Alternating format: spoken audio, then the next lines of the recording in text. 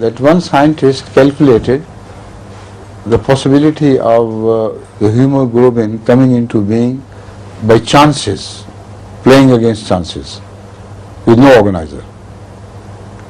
Now he calculated it to be 10 raised to the power of 249. Now those who have any idea what this number is, they would realize that it's another name for eternity. And 1 billion years of evolution as compared to this number is just one dot in the beginning of 1000 miles, for instance. No, even a billion miles. I have calculated it. If you have a billion miles ahead of you and you put a dot in the very beginning, that the events of a billion miles on the road of a billion miles cannot be concentrated into that tiny spot. So life should have been impossible. That is why knowledgeable scientists, even atheists, are completely stunned when they come to tackle with this number. They say, we can't understand. Why? But we are here. It's called hemoglobin number.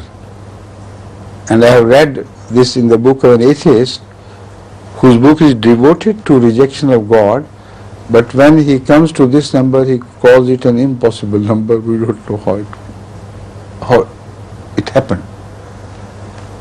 So he thinks bit by bit this happened.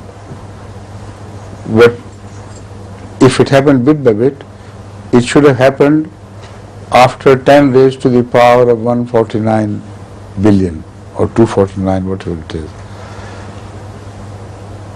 You see, this number is impossible.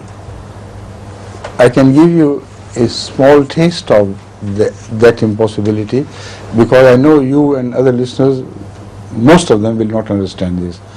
You require a mathematician with hard mathematics, to understand this. How many atoms or molecules or subparticles are in the universe? Can you imagine? If you raise 10 to the power 34, or let's call it, for safety's sake, 50, all the subparticles of the universe will be finished in that number.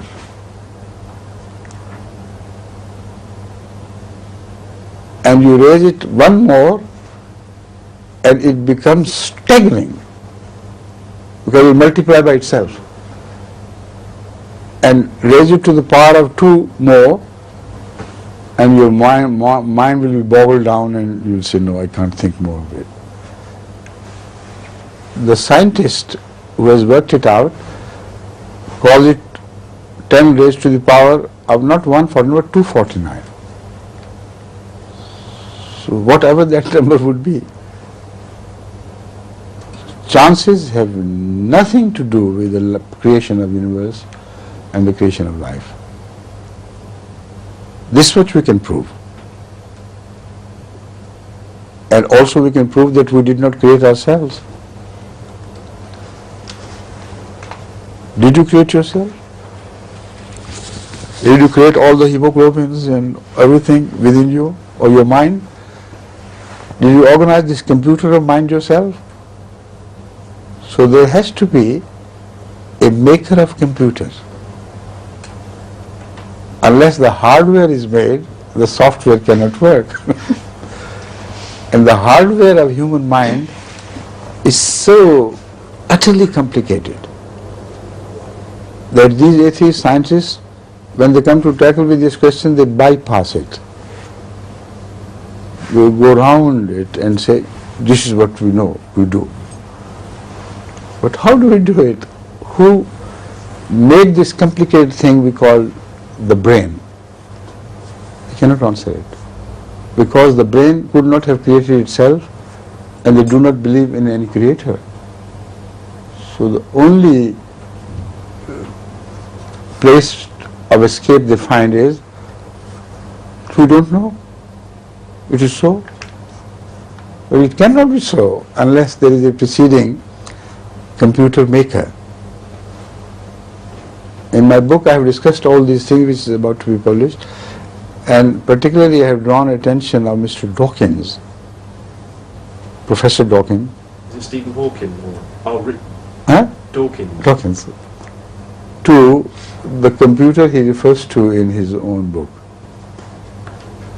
I have inquired from him, from in that book, hypothetically I have inquired from him, that could he really believe that this computer would have come to being in trillion years of life by bit compilation?